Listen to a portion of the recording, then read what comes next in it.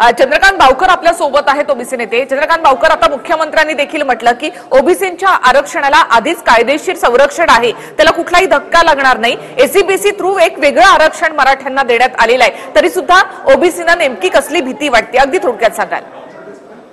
आम्ही पहिल्यापासून म्हणतोय, एक लक्षात घेतलं पाहिजे की जेव्हा आम्ही आरक्षणाला विरोध करतो त्यावेळेला आम्ही मराठा विरोधी ठरतो, परंतु मराठा समाज हा आमचा मोठा भाऊ आहे, आम्ही देखील मान्य करतो.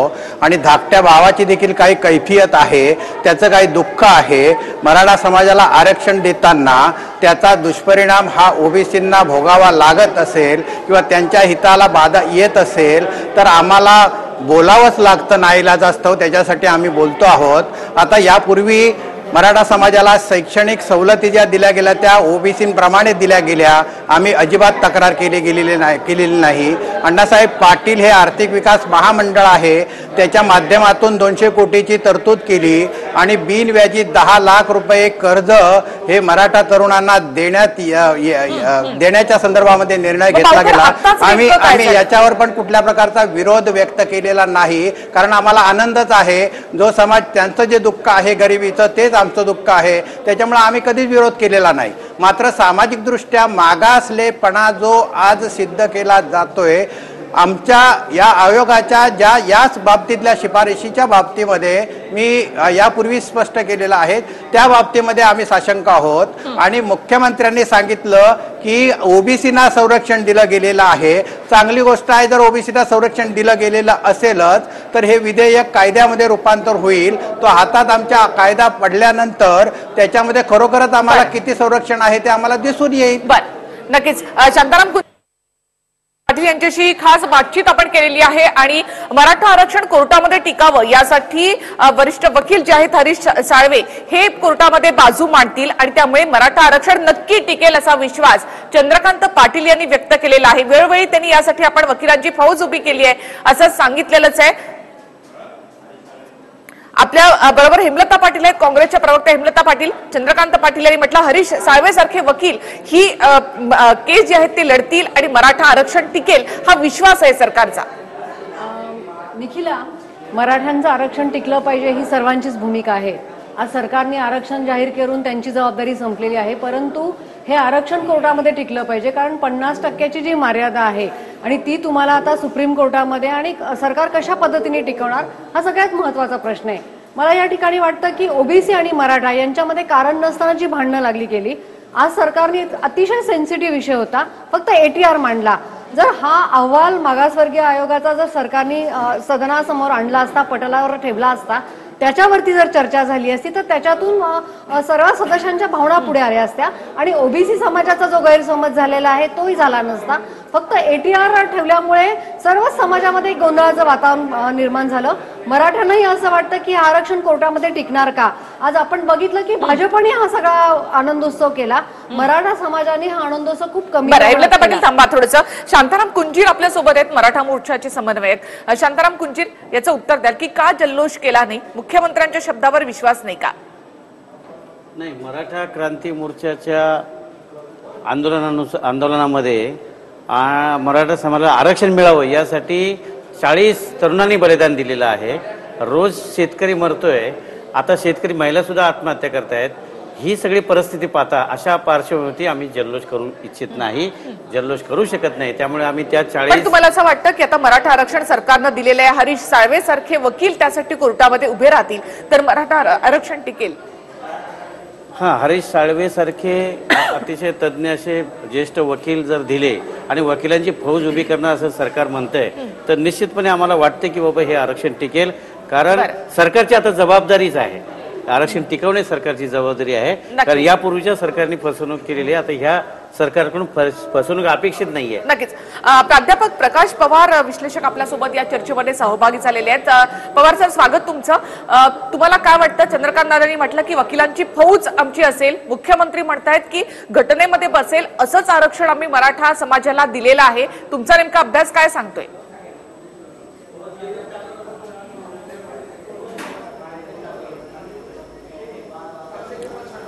मला असं वाटतं की वकिलांची फौज उभी करणं म्हणजे युक्तिवाद करणं. पण युक्तिवाद हा महत्त्वाचा नाही, तर युक्तिवादापेक्षा न्याय हा महत्त्वाचा आहे. आणि जर न्यायाचं तत्वच त्या आरक्षणाच्या यात मांडलं नाही तर मुख्य मुद्दा क्रिएट होतो की आरक्षण हे न्यायालयामध्ये उच्च टिकू शकत नाही. आणि मुळातच तामिळनाडूच्या आरक्षणाच्या बद्दल कोर्टामध्ये केस चालू आहे. त्याच्यामुळे किती जरी वकिलांची फौज उभी केली तरी सुद्धा ज्ञान वेगळं आणि सदसद विवेक बुद्धी वेगळी असते.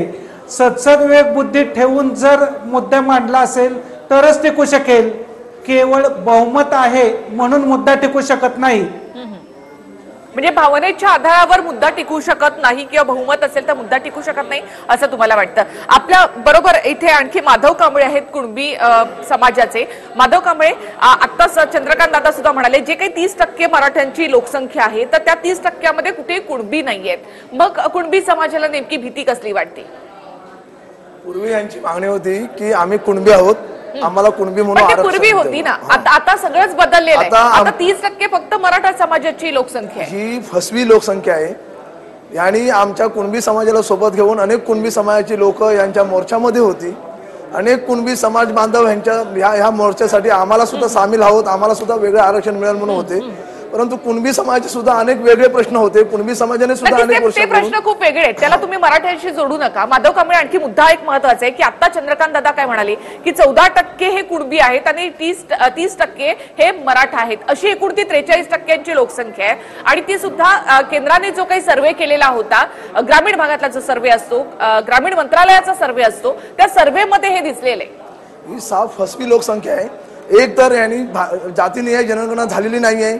यांनी स्वतःच्या मर्जीप्रमाणे तो आयोग नेमलेला आहे. आयोगाचे सदस्य यांच्यावरती सुद्धा आक्षेप होता.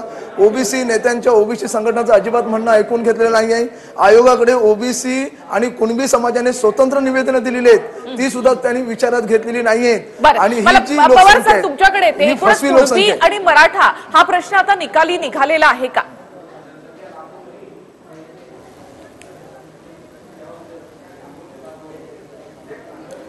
कुणबी आणि मराठा हा प्रश्न निकाली निघालेला आहे. म्हणजे कुणबी हा समूह इतर मागासवर्ग म्हणजे ओबीसी ह्या कॅटेगरीमध्ये गेलेला आहे. आणि मराठा हा समूह आता याच्यापासून वेगळा झालेला आहे. परंतु महाराष्ट्रामध्ये मराठा किती आणि मराठा कुणबी किती, तर याच्याबद्दलचे खूप मतभिन्नता आहेत. इरावती कर्वेंनी हा आकडा फुगवून जवळपास 50% सांगितलेला होता.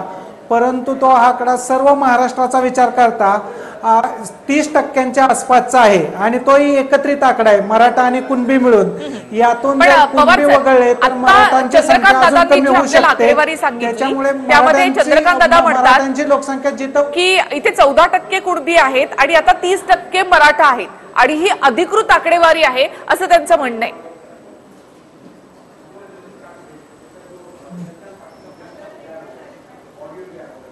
ही आकडेवारी पश्चिम महाराष्ट्र आणि मराठवाड्यामध्ये 30%पेक्षा जास्त मराठा आहे. परंतु संपूर्ण महाराष्ट्राचा विचार केला तर तो तितका आकडा भरत नाही, कारण कुणबी आणि मराठा मिळून ती 30% जाते आकडेवारी. म्हणजे अजूनही हा संघर्ष हा आहेच. बावकर, हे आता प्रकाश पवार साहेब बोलले त्यांच्या मताशी मी सहमत आहे. महाराष्ट्रामध्ये 46% मराठा म्हटल्यानंतर जो सांगितला गेला तर मग वंजारी समाजाची लोकसंख्या किती, माळी समाजाची किती, धनगर समाजाची पश्चिम महाराष्ट्रातली किती याचा देखील विचार करावा लागेल. जसं मराठवाडा, विदर्भ, पश्चिम महाराष्ट्र आणि कोकण याच्यामध्ये विदर्भ आणि कोकणामध्ये बहुसंख्येनं कुणबी आहे आणि मराठवाड्यामध्ये आणि पश्चिम महाराष्ट्रामध्ये बहुसंख्येनं मराठा समाज आहे. याची जर सरासरी एकंदरीत काढली तर माझ्या दृष्टीनं ती 14 ते 15% मराठा होऊ शकेल कुणबी वगळता. आणि त्याच्यामुळं ही जी लोकसंख्या त्याने 30%, एकदा ती 31% दिसते आता, म्हणजे स्क्रीनवर पुन्हा 32% म्हणून सांगितली गेली. तर Maharashtra land and it's people याच्या अहवालाच्या नुसार ती 29% दाखवली गेलेली होती. मात्र त्याच्यामध्ये कुणबी आणि मराठा हा एकत्रितरित्या दाखवला गेलेला असल्यामुळं ही संख्या मोठी दाखवली जाते. आणि त्यामुळे जे आता आरक्षण दिलं गेलेलं आहे ते लोकसंख्येच्या अगदी प्रमाणामध्ये दिलं गेलेलं आहे आणि ओबीसींना वाऱ्यावर सोडलं गेलेलं आहे, निम्म पण नाही आरक्षण. शांताराम कुंजीर, तुम्हाला असं वाटतं का? मी तुमच्याकडे ते एक छोटासा ब्रेक घेऊयात आणि आपण लगेच परत येऊया. ब्रेक नंतर आपलं पुन्हा एकदा स्वागत. शांताराम कुंजीर, दोन प्रश्न आहेत, ते म्हणजे ओबीसींना, म्हणजे बावकरांना असं वाटतं की आता एसीबीसी म्हणजे ओबीसी मधलंच आरक्षण आहे. किती मुख्यमंत्री किंवा चंद्रकांत दादांनी सांगितलं तरी त्यांची समजूत काही पटत नाहीये. तिथे माधव कांबळे आहेत, त्यांचं असं म्हणणं आहे की कुणबी आणि मराठा हे एकच आहेत आणि त्यामुळे जी काही लोकसंख्या 30% दाखवण्यात आली आहे ती सुद्धा त्यामध्ये कुणबी सुद्धा इन्क्लूड आहेत आणि त्यामुळे कुणबींचं सुद्धा नुकसान होईल आणि काही मराठ्यांचं सुद्धा नुकसान होईल. नाही, आम्ही तर आमची मागणी तीच होती की आम्हाला ओबीसी मध्ये आरक्षण द्या, एकच आहे कुणबी मराठा, देऊन टाका आमचा वाटा, ही आमची घोषणा होती. परंतु या ओबीसी प्रवर्गातील लोकांनी विरोध केला, यांना मराठ्यांना ओबीसी मध्ये घेऊ नका अशा पद्धतीने मांडणी केली त्यांनी. मग आता सरकारने काय केलं, ओबीसीच्या कुठल्याही आरक्षणात धक्का न लावता एससीबीसी नावाचा स्वतंत्र प्रवर्ग केला. आता त्या प्रवर्गाला पण यांनी विरोध केला आणि आज त्याची होळी केली. हे अतिशय चुकीचं चाललंय. आमच्या ओबीसी बांधवांना, त्यांच्या नेत्यांना विनंती आहे की बहुजन समाजामध्ये सर्व जाती जमातीच्या लोकांमध्ये चांगले, महाराष्ट्रामध्ये चांगले सलोख्याचे संबंध आहेत. ओबीसी मधल्या सर्व लोकांचे चांगले सलोख्याचे संबंध आहे. नेते लोकांनी जर विनाकारण दरी निर्माण करण्याचा प्रयत्न जर केला तर ते महाराष्ट्राच्या दृष्टीने हिताचं नाही. म्हणून आम्ही वेळोवेळी त्यांना विनंती करत आहोत की आपण या मराठा समाजाच्या एसीबीसी नावाचा जो प्रवर्ग केलाय त्याला विरोध करू नका. कांबळे बोला, अगदी थोडक्यात. मराठा कुणबी मराठा एक आहेत आणि तो ओबीसी मध्ये घ्या असं आमच्या पहिल्यापासूनच आम्ही कधीच म्हणालो नाही. कुणबी समाज हा वेगळा आहे, परंतु ह्या मोर्चांमध्ये किंवा ही जी संख्या दाखवली त्यांच्यामध्ये कुणबीना इन्क्लूड केलेला आहे. कुणबींचा त्याच्यामध्ये नुसता वापर झालेला आहे. आज कुणब्यांना त्यांचीच मागण्या आहे ते मान्य झाले नाही. कुणबी स्वतंत्र आरक्षण मागत होते, मान्य नाही झालं. कुणब्यांचं शामराव पेची कमिटी अहवाल आहे, मान्य नाही झाला. कुणब्यांची उच्चाधिकार समिती आहे, मान्य नाही झाली. परंतु शासक वर्गामध्ये आणि राज्यकर्त्यांमध्ये मराठा समाज हा जास्त संख्येने असल्या कारणाने त्यांच्या सर मागण्या या 4 वर्षामध्ये ज्या तऱ्हेने ज्या स्पीडने मागण्या मान्य झाल्या त्या कुठल्याही ओबीसींच्या झाल्या नाही, कुठल्याही 12 बलुतांच्या झाल्या नाही, कुठल्याही इतर समाजाच्या अशा होत नाही. आणि आम्हाला ही धोक्याची घंटा वाटते की जो मला पवार सरांकडे जायचंय. पवार सर, इथे एसीबीसी आणि ओबीसींचा देखील मुद्दा होता. कुणबी आणि मराठा यापुढे वेगवेगळे समजले जाणार का? आणि जे ओबीसींना जी भीती आहे की एसीबीसी म्हणजेच ओबीसी आहे आणि त्यामुळे ओबीसींमध्येच मराठ्यांना आरक्षण देण्यात आलंय, पुढच्या काळामध्ये मराठा ओबीसींमध्येच घुसतील ही भीती आहे त्यांच्यामध्ये, तर तसं काही होऊ शकेल का?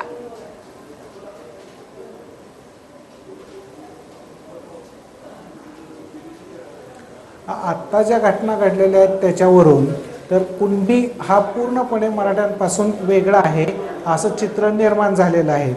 दुसरा मुद्दा निर्माण झालेला आहे की मंडल आयोग आला तेव्हापासूनच कुणबी समूह हा मराठ्यापासून दूर गेला. तो नुसता राजकीय अर्थाने गेला नाही तर तो सामाजिक अर्थाने दूर जाऊ लागला. त्याच्या पुढचा मुद्दा क्रिएट झाला तो म्हणजे नवीन प्रवर्ग निर्माण केला. हा नवीन प्रवर्ग निर्माण करण्यामुळे मराठा समाज हा काही ओबीसीत जाईल असं मला वाटत नाही. ओबीसी मध्ये समाजाला जायचा असेल तर तो समाज, त्या समाजाच्या बद्दलचा मागासवर्ग आयोगाने दिलेला अहवाल लोकसभेत आणि राज्यसभेत मांडावा लागेल आणि तिथं मंजुरी मिळाल्यानंतर राष्ट्रपतींच्या स्वाक्षरीनंतर तो ओबीसी समूहामध्ये जाण्याची शक्यता आहे. परंतु आता सध्या फक्त मला असं वाटतं की हे राजकीय वातावरण दोन छावण्यातलं म्हणून मराठा वर्सेस ओबीसी हा वाद चालू आहे. या वाद कदाचित उद्या परवापासून जास्त निवळेल आणि कोणतरी डायरेक्ट कोर्टामध्ये गेल्यानंतर आपोआपच याला स्टे बसेल आणि सरकार असं म्हणेल की आमचं यात काय नव्हतं, हे इतर लोकांनी कोर्टामध्ये गेलेत त्याच्यामुळे तुमचं आरक्षण गेलेलं आहे. नक्कीच. मात्र आता आरक्षणावरून संपूर्ण महाराष्ट्र पेटलेला आपण पाहिलेला आहे आणि त्यामुळे कुणबी मराठा किंवा मग ओबीसी मराठा असा कुठलाही संघर्ष निर्माण होऊ नये महाराष्ट्रामध्ये असंच आम्हाला वाटतं. संवादामधून या सगळ्याचा मार्ग काढला जावा. आता धन्यवाद, तुम्ही सगळे या चर्चेमध्ये सहभागी झालात त्याबद्दल. चर्चेमध्ये आपण इथे थांबूयात. नमस्कार.